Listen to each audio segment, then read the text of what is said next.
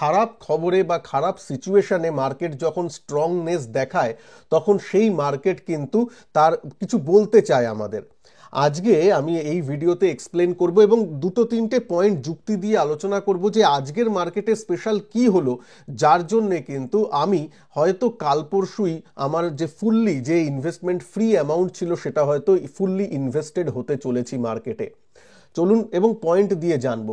হয়তো গতকালের ভিডিওতে আপনারা নিশ্চয়ই দেখেছেন যে আমি বলেছিলাম যে এখনো পর্যন্ত মানে এসআইপি তো আমার সবই চলছে, এক্সিস্টিং যে ইনভেস্টমেন্ট আছে সেগুলো তো আছেই, 50% আমি ইনভেস্টেডও। অনেক সময় বাজার এই সময় অনেক পড়েছে বা অনেক স্টক ভ্যালুয়েশনে ভালো এসেছে, আমি ইনভেস্টেডও আছি। আর বাদ বাকি যে 50% ফ্রি মানি আছে সেটা আমি একটু ওয়েট করছি। এবার আজকে যেটা ঘটেছে তারপর একটা ক্রিটিক্যাল লেভেলের পরে আমি কিন্তু ইনভেস্টেড থাকবো। সেটা কেন, কিছু পয়েন্ট দিয়ে বলি। প্রথম কথা হচ্ছে চার্টে আসি।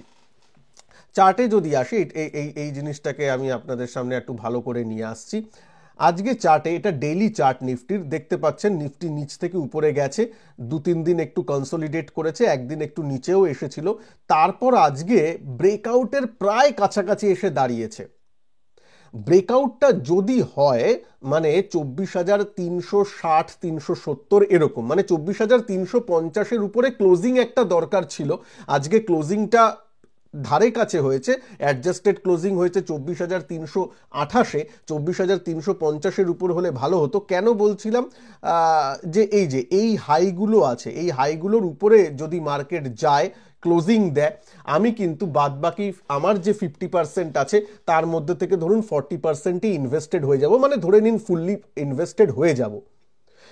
কারণ মার্কেটে এত মানে দেখুন খারাপ আবহাওয়া চলছে, মানে যদি এমনি যুদ্ধ শেয়ার মার্কেটের ক্ষেত্রে খারাপ পরিস্থিতি আমি বলছি, যে একটু যুদ্ধ ব্যাপার চলছে, এই বর্ডারে একটু টেনশন চলছে, তার সত্ত্বেও কিন্তু নিফটি স্ট্রংনেস দেখাচ্ছে। হ্যাঁ, এইখানে আরও একটা দুটো পয়েন্ট আমি বলি যে কেন এই ডিসিশনগুলো নেওয়ার পিছনের কারণ। অনেকে হয়তো বলবেন কি কালকেই আপনি ওয়েট করতে বলছিলেন আর আজকেই চেঞ্জ করলেন। হ্যাঁ, আজকে মার্কেট এমনভাবে দেখিয়েছে, ব্রেকআউট এখনো হয়নি, ব্রেকআউটের কাছে আছে, কিন্তু আমি মনে করছি 24,360-370-এ চলে যাবে। সুতরাং আজকে মার্কেট এই রেজিলিয়েন্স দেখিয়েছে, তাই জন্যই 50% আমি ইনভেস্টেড হব, এই ডিসিশন আমি নিয়েছি। ঠিক আছে, আর দেখুন একদম বটম তো ধরা যায় না, আর বটম ধরারও দরকার কি, এসআইপি তো চলছে। আপনাদের যাদের বলেন অনেক বটমের কথা, এসআইপি তো চলছে, সেখানে একটা অ্যাভারেজ আউট হয়েছে, এক্সিস্টিং ইনভেস্টমেন্টগুলো আছে, টপ আপেরও আমি 50% অলরেডি করে দিয়েছি, আর বাদ বাকি যে 50% আছে সেটা একটু রেজিলিয়েন্সেই নয় ইনভেস্ট করি, কোনো তো ব্যাপার নয়। নিচ থেকে নিফটি কতটা বেড়েছে? 10%, 22,000 থেকে এখন 24,000, 10% রাফলি ধরুন, 10-11%। তো লং টার্ম ইনভেস্টমেন্ট, এখানে ইনভেস্টমেন্ট নিয়ে কথা হচ্ছে, ট্রেডিং নিয়েও বলবো। ইনভেস্টমেন্ট যখন করছি তখন তো আমার ভিউ মিনিমাম 10 ইয়ার্স, 7 ইয়ার্স। সেক্ষেত্রে 10% উপরে যদি 50% অফ মাই ক্যাপিটাল আমি 10%-এর উপরে ইনভেস্ট করি, ডাজন্ট ম্যাটার, কারণ বাদবাকি 50% বা এসআইপি গুলো তো আমার নিচের লেভেলে গুলো আছে। সুতরাং এইটা একটু মাথায় রাখবেন। আর আরও একটা দুটো তিনটে কারণ বলি। এক হচ্ছে এইচডিএফসি ব্যাংক, আইসিআইসিআই ব্যাংক আর রিলায়েন্স। এই তিনটের ওয়েটেজ যদি দেখেন, এটা নিফটিতে ওয়েটেজ প্রায় 30%-এর মতো, নিফটির 30% ওয়েটেজ এই তিনটে স্টকের হাতে আছে। এবার তিনটে স্টকের রেজাল্ট কি হয়েছে একটু দেখুন।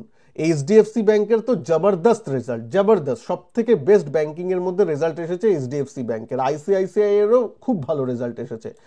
রিলায়েন্স মানে ডার্ক হর্স হিসাবে রিলায়েন্স ফাটিয়ে দিয়েছে, এত ভালো রেজাল্ট করেছে। সুতরাং টপ 3 যেটা 30% ওয়েটেজ রাখছে, তাদের রেজাল্ট যদি ভালো হয়, তাদের থেকে যদি একটা সাপোর্ট পাওয়া যায়, তাহলে বাজারে তো একটা স্ট্রংনেস আছেই, কিন্তু এই বাজারে একটা রিস্ক থেকে যায়, সেই রিস্কটাও আমি বলবো ভিডিওতে। সুতরাং দেখুন দুটো তিনটে কারণ, এক হচ্ছে টেকনিক্যাল কারণের জন্য আমি ইনভেস্টেড হতে চাই। আর একটা কারণ হচ্ছে যেখানে মানে টপ 3 বা যে কোম্পানিগুলো তাদের রেজাল্টটা ভালো হয়েছে। এইবার তাহলে রিস্কটা কোথায়? রিস্কটা একটাই, যেটা ইন্ডিয়ার জন্যে ওই একটু যুদ্ধের যে ব্যাপারগুলো চলছে, মার্কেটের জন্য কি হয় যদি একটু লং টার্মে জড়িয়ে পড়া যায়, সেক্ষেত্রে একটু এফেক্ট আসতে পারে, সেটাই। তাছাড়া আর কিন্তু অন্য রকম রিস্ক নেই। হ্যাঁ, এবার বলতে পারেন একটা মানে আজকের দিনে যখন দাঁড়িয়ে ভিডিও করছি তারপরে যদি একটা বিশাল কিছু গ্লোবাল খারাপ জিনিস চলে এলো, ইন্ডিয়ার ক্ষেত্রে কিছু খারাপ চলে এলো, সেগুলো আলাদা ব্যাপার, সেটা দেখে তো ইনভেস্ট হয় না। মানে সবসময় যখন ইনভেস্ট করবেন কোনো না কোনো রিস্ক থাকবেই, কখনোই আপনি রিস্ক ফ্রি হয়ে ট্রেড করতে বা ইনভেস্ট করতে পারবেন না। জায়গায় দাঁড়িয়ে দেখতে হবে বাজার কিভাবে রিয়্যাক্ট করছে। বাজার তো মনে করছে না যে জিনিসগুলোকে খুব একটা, তাই জন্যই কিন্তু আজকে একদম ব্রেকআউটের কাছাকাছি গেছে। এই লেভেলটা একটু মাথায় রাখবেন। আমি যেটা মাথায় রাখছি সেটা হচ্ছে 24,360 থেকে 370, এই লেভেলের উপরে, যেটা আর 20, 30, 40 পয়েন্টই উপরে, সেই লেভেলের উপরে গেলে আমি কিন্তু ফুললি ইনভেস্টেড হয়ে যাব। মানে বাদবাকি যে অল্প একটু আমার হাতে পয়সা ছিল সেগুলো ভালো স্টকে বা ভালো মিউচুয়াল ফান্ডে, জানেন আমার মিউচুয়াল ফান্ড খুব প্রেফারেন্সের ব্যাপার, সেই মিউচুয়াল ফান্ডে আমি ইনভেস্টেড হয়ে যাব। হ্যাঁ, নিচের দিকের রিস্ক অবশ্যই 10%-এর থাকছে, যেটা রিসেন্ট লো হয়েছে 22,000। আমার মনে হয় যে রিসেন্ট লোটা একটা স্ট্রং সাপোর্ট, হ্যাঁ এই উচ্চারণটা করছি, স্ট্রং সাপোর্ট। বটম কি হয়ে গেছে, যেহেতু যুদ্ধের ব্যাপারটা এখনো আছে সেহেতু বটম হয়ে গেছে কিনা এই কমেন্টটা রিজার্ভ রাখছি, কিন্তু একটা স্ট্রং সাপোর্ট, খুবই স্ট্রং সাপোর্ট হিসেবে বলছি। আর আমি আরও একটা কথা বলছি যে দেখুন, মানে ইনভেস্টার হন যদি, তাহলে যে ইনভেস্টার তার টোটাল অ্যাকাউন্টের 10%ও ড্রডাউন নিচের দিকে দেখতে না পারেন, তাহলে আর ইনভেস্টমেন্ট করে লাভ কি? মানে ইনভেস্ট করবেন একদম বটমে করবেন, সেটা তো হয় না, তাই না? তার মধ্যে আপনার এসআইপি চলছে, সেখানে একটা অ্যাভারেজ আউট হচ্ছে, সব কিছুই তো হচ্ছে। একদম নিচের থেকে করাতে যাবেন না, সেটা সম্ভব নয়। তাই জন্য আমার বাদবাকি যে এটা খুব স্ট্রং স্টেটমেন্ট, এরকম এসে কোনোদিন আমি সেই অর্থে বলিনি, আজকে বলতে বাধ্য হচ্ছি কারণ মার্কেটের এই স্ট্রংনেসটা দেখে। কারণ আজকে অ্যাক্রস দ্য বোর্ড স্ট্রংনেস এসছে। আইটিকে একটু ছেড়ে দিন, আইটি তো একটু গ্লোবাল কারণে দাঁড়িয়ে আছে, আর কিছু না, নিজস্ব তেমন কোনো কারণ নেই। কিন্তু তার মধ্যেও যদি দেখেন যে অ্যাক্রস দ্য বোর্ড ভালো আজকে বেড়েছে, এবং যখন একটু নেগেটিভিটি আছে তার মধ্যে যখন বাজার বাড়ছে, সেটা একটু স্ট্রংনেস দেখায়। ফান্ড বাইং তো হচ্ছেই। আর আমি বলেও ছিলাম গতকাল যে যদি যুদ্ধফুদ্ধের ক্ষেত্রে খারাপ একটু হয়, ডিআইআইরা ঠিক দাঁড় করিয়ে দেওয়ার তো চেষ্টা করবেই, এই ব্যাপারটা আছে। তার সাথে অ্যাডেড যোগ হয়েছে রিলায়েন্সের একটা ভালো রেজাল্ট। কালকে বাজাজ ফিনান্সের রেজাল্ট আছে। বাজাজ ফিনান্স কিন্তু বোনাস এবং স্প্লিট ঘোষণা করতে পারে, এরকম ম্যানেজমেন্ট বলেছে। দেখা যাক কালকের রেজাল্টে কি হয়, সেটা একটা ব্যাপার। এবার আসি যে ট্রেডিংয়ের ব্যাপারে, যে ট্রেডার হিসাবে কি ব্যাপারটা নেওয়া হচ্ছে। তার আগে ভিডিওটাকে ভালো লাগলে একটু লাইক করবেন। আপনারা কি করছেন, আপনারা ইনভেস্টেড আছেন কিনা সেটা অবশ্যই কমেন্ট বক্সে জানাবেন।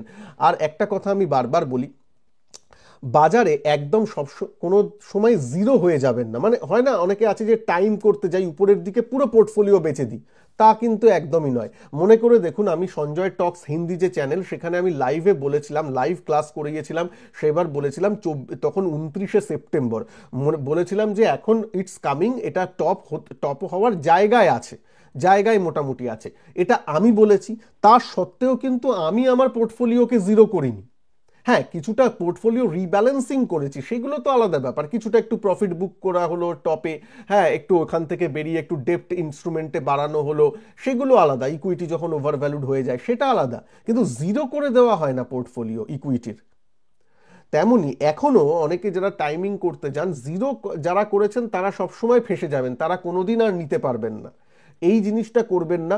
তাই জন্য কি আমি দেখুন 50% ইনভেস্টেড ছিলাম, বাদ বাকি 50% আমি বলেছি। এবং এটা এটা এটা কিন্তু আপনাদের বলা ছিল যে আমার অ্যাপ্রোচটা, আমি বটমে নিতে তেমন পছন্দ করি না। আমার যেহেতু একটু ট্রেডিং মেন্টালিটিও থাকে, যেহেতু আমি প্রিডমিনেন্টলি ট্রেডারও, তাই জন্য I am comfortable to take at high, I will sell at higher. আমি হাইতে নিতে রাজি আছি যখন মোটামুটি জিনিসগুলো একটু ভালো আসছে, চার্টে যখন ভালো জিনিস তৈরি হচ্ছে, ঠিক আছে, আমি হাইয়ারে সেল করব। আমার তো ভিউ 7 ইয়ার্স 10 ইয়ার্স। আমি কালকে যে ধরুন মিউচুয়াল ফান্ডগুলো কিনবো বা যদি কিনি, ঠিক আছে, সেক্ষেত্রে সেগুলো কি আমি 6 মাসে বেচে দেওয়ার জন্য কিনছি? তা তো নয়। সেগুলো আমি 5 ইয়ার্স 7 ইয়ার্সে কিনবো। সেক্ষেত্রে আমি 22,000-এ নিচ্ছি কি 24,000-এ নিচ্ছি, ডাজন্ট ম্যাটার, 10%ই আমার গেছে, বাদ বাকি তো এই মানে অ্যাভারেজ আউট হয়ে তো একটু নিচের দিকেই দামটা থাকবে, তাই না? আমি তো আমার জাস্ট যেটা ফ্রি অ্যামাউন্ট ছিল 50% সেটাই ইনভেস্ট করছি। কারণ দেখুন বাজার স্ট্রং, বাজারে যা দেখছি সেটা তো বলতেই হবে। আপনারা কেউ কেউ যদি নেগেটিভ কমেন্ট করেন আমার কিচ্ছু যায় আসে না, কারণ বাজার যা দেখছি সেটা আমাকে বলতেই হবে। বাজার দেখাচ্ছে যে এখন ব্রেকআউটের সামনে, ব্রেকআউট হয়ে গেছে তা না, কালকে ধরুন ব্রেকআউটটা না করে আবার নিচে চলে এলো, তাহলে আমি একটু দাঁড়িয়ে যাব আবার, যেটা ওয়েট অ্যান্ড ওয়াচের ব্যাপার আছে। কিন্তু যদি কালকে 350 370-এর উপর স্টে করে যায়, এই সব জায়গায় স্টে করে যায়, তাহলে তো ইট ইস ব্রেকআউট। দেখতেই পাচ্ছেন উপরে গেছে, একটু নিচে এসেছে, তারপর আবার ব্রেকআউট দেখে আমি দাঁড়িয়ে থাকবো তা নয়, উইথ ক্যাভিয়ার যে এখানে রিস্ক আছে ওয়ারের।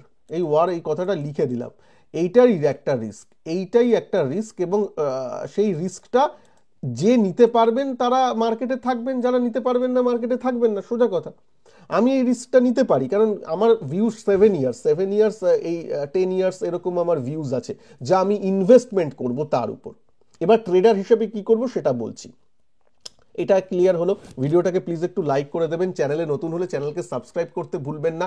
আর যারা নতুন বা এখনও আমার ফ্রি টেলিগ্রাম গ্রুপে জয়েন করেননি, এই ভিডিওর ফার্স্ট ডেসক্রিপশন বক্স এবং ফার্স্ট কমেন্টে আমি ফ্রি টেলিগ্রামের লিঙ্ক দিয়ে দিয়েছি, সেখান থেকে জয়েন করে নেবেন। এবং গুগল প্লে স্টোরে সঞ্জয় টক্স এই অ্যাপটারও লিঙ্ক এখানে দেওয়া আছে ডেসক্রিপশন বক্স এবং ফার্স্ট কমেন্ট বক্সে, সেখানেও কিন্তু এনরোল করে নেবেন। অনেক ফ্রি ওয়েবিনার, ফ্রি ভিডিওস ওখানে থাকে, প্লাস আমার কোর্সগুলো ওখানে থাকে, সেখান থেকেও এনরোল করে নিতে পারেন।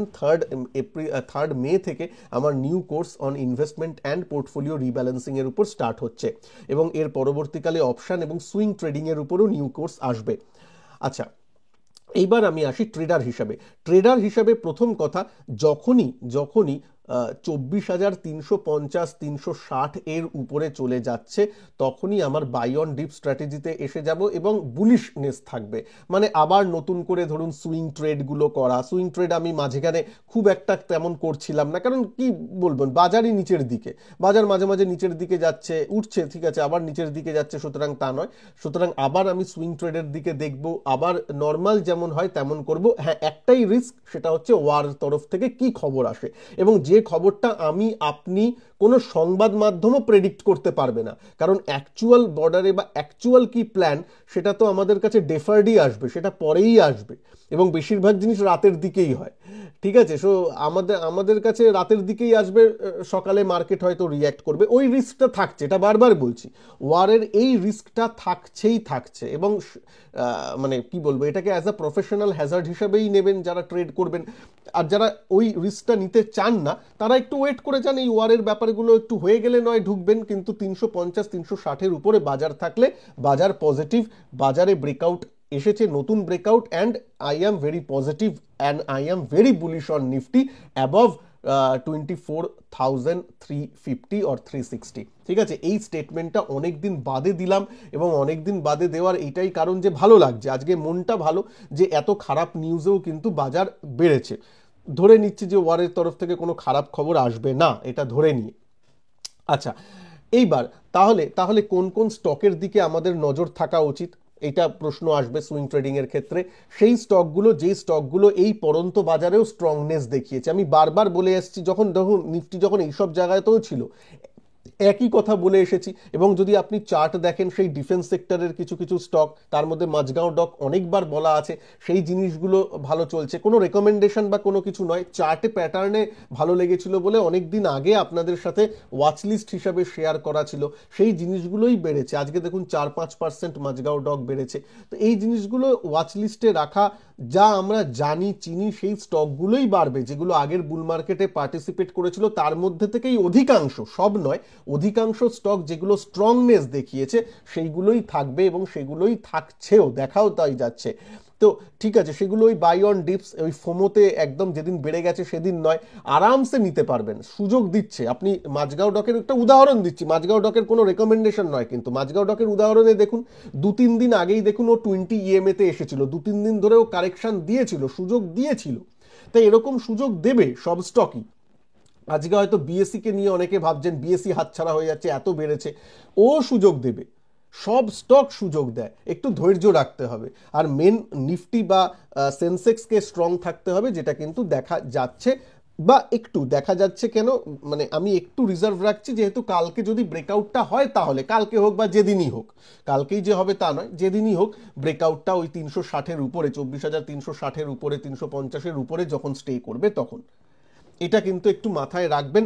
আর আমিও এটা মাথায় রেখে কাজগুলো করছি। আশা করব আমাদের যুদ্ধের তরফ থেকেও ভালো কিছু খবর আসবে। সবাই ওই দিকে তাকিয়ে আছে। শেয়ার মার্কেট তো দেখুন, শেয়ার মার্কেটের আছে সেটা। আর একটা কথা বলছি, হয়তো হয়তো কখনো দেখলেন নিফটি 2-3 দিনে হয়তো 2% কারেক্ট করলো, হতে পারে।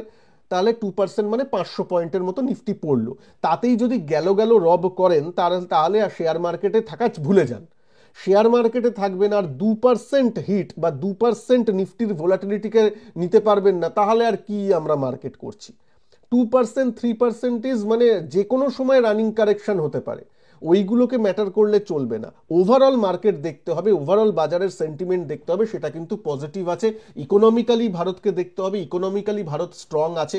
আজকে রাফায়েলের নিয়েও নতুন চুক্তি হয়েছে, ওই যেগুলো মেরি টাইমে বেশি লাগে, সেই জিনিসের, সেই টাইপের রাফায়েলের ডিল হয়েছে ফ্রান্সের সাথে, সেগুলো একটু ভালো দিক হচ্ছে, মানে ডিফেন্স একটু মজবুত হচ্ছে, তাই জন্য আজকে ডিফেন্সের স্টকগুলোতেও একটু মজবুতি দেখা গেছে। কিন্তু ওভারঅল, আমি শুধু ডিফেন্স নিয়ে বলছি না, ওভারঅল মার্কেট কিন্তু আজকে স্ট্রংনেস দেখিয়েছে, এবং যেটা আমি বলতে বাধ্য। তো যাই হোক, ভালো থাকবেন সবাই। আর আপনাদের মতামত, আপনারা ইনভেস্টেড আছেন কিনা সেটা অবশ্যই কমেন্ট বক্সে জানাবেন। আপনাদের কমেন্ট সবার আমি পড়ি, হয়তো সবার অ্যান্সার দিতে পারি না, কিন্তু সব কমেন্টসে আমি পড়ি। ভালো থাকবেন সবাই। ভিডিওটাকে ভালো লাগলে লাইক করে দেবেন। ফ্রি টেলিগ্রাম চ্যানেলের লিঙ্ক এই ভিডিও ডেসক্রিপশন বক্স এবং ফার্স্ট কমেন্ট বক্সে দেওয়া আছে, একটু জয়েন করে নেবেন। নমস্কার, জয় হিন্দ, বন্দে মাতরম।